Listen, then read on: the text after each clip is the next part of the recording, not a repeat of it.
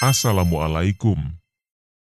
Semoga semua rekan guru dan rekan profesi lainnya dalam keadaan sehat walafiat. Pada video kali ini, akan disampaikan informasi apa saja program dari Pak Menteri Pendidikan terbaru Kabinet Merah Putih dalam rangka kesejahteraan guru dan kebijakan pendidikan lainnya. Oleh karena itu, silahkan simak dan tonton video ini sampai selesai, supaya rekan semua memperoleh informasi yang jelas. Sebelumnya, jangan lupa subscribe-nya ya.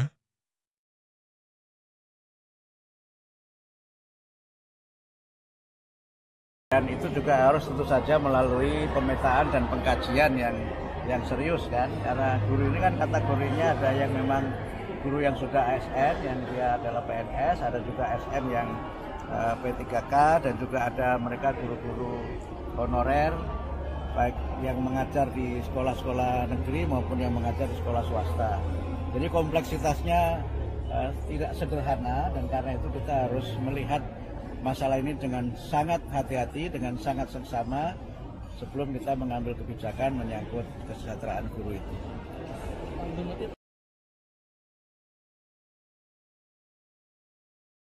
Terkait dengan zonasi, kebijakan zonasi apakah dilanjutkan atau dievaluasi, Pak? Ini juga sesuatu yang semuanya harus kita kaji ya, semua harus kita kaji. Karena kan juga plus minus ya, banyak kebijakan yang dilaksanakan selalu ada pro dan kontra. Tapi tentu saja semuanya akan kita lihat secara keseluruhan, tidak secara tergesa-gesa.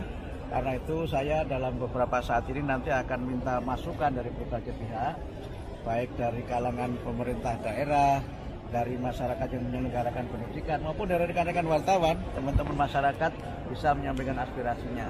Saya berusaha selama memimpin kementerian ini untuk menjadi menteri yang banyak mendengar. Saya kan selama ini banyak ceramah, jadi nanti saya banyak mendengar, tidak banyak ceramah.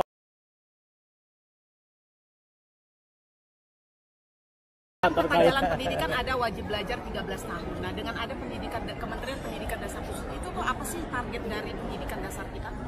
Jadi wajib belajar 13 tahun itu adalah komitmen kita untuk meningkatkan kualitas sumber daya manusia, dan terutama adalah pendidikan usia dini. Jadi 13 tahunnya bukan menjadi kelas 13, tetapi prasekolah itu akan menjadi perhatian, dan itu juga yang memang menjadi fondasi untuk pendidikan di tanah air kita ini.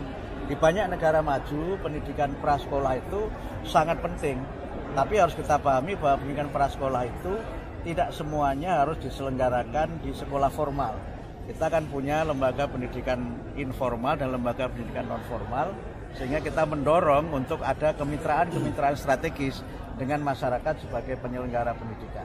Ya, untuk wajib belajar kan 12 tahun nih. Sekarang ada di MK itu kan digugat bagaimana swasta juga semakin dihukum, dan wajib belajar berkualitas itulah yang sekarang ini sedang jadi tantangan kita. Karena itu tadi saya menyampaikan bahwa dalam kita melaksanakan program ini harus bergotong royong.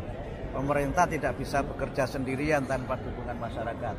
Dan oleh karena itu maka partisipasi masyarakat itu sangat kita perlukan. Saya berusaha untuk bagaimana dalam kesempatan ini menjadikan pendidikan ini sebagai gerakan pencerahan gerakan pencerdasan yang inklusif, partisipatif, dan juga adaptif. Yang dengan itu tentu saja kita mendorong partisipasi masyarakat dan juga prakarsa-prakarsa kreatif bagaimana agar pendidikan kita ini lebih maju, dirasakan manfaatnya oleh masyarakat.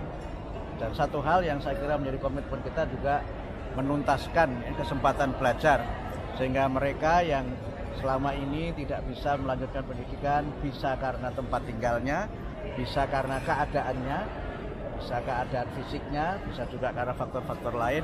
Ini mudah-mudahan bisa kita layani semua, karena itu adalah kewajiban konstitusional pemerintah kepada masyarakat, karena setiap warga negara itu berhak untuk mendapatkan pendidikan yang bermutu.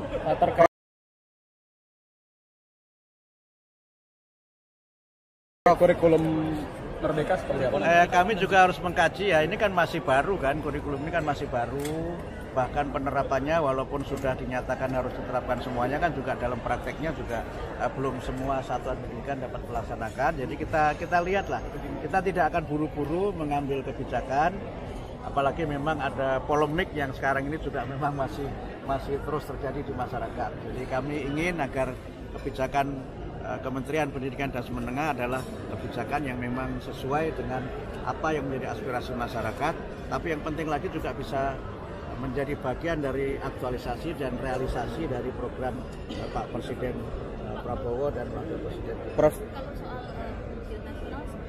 Sama juga. Jadi soal ujian nasional, soal zonasi, kurikulum merdeka, apalagi ya yang sekarang masih menjadi perdebatan, nanti kita lihat semuanya secara sangat seksama dan kami akan sangat berhati-hati.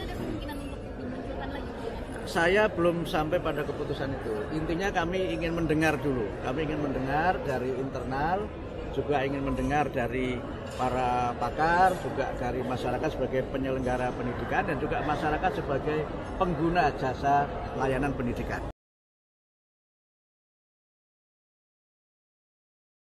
Ada yang diprioritaskan untuk dievaluasi dalam waktu dekat nggak, Prof? Belum. Kita harus mengkaji dulu, karena kan ini sudah di akhir tahun anggaran ya.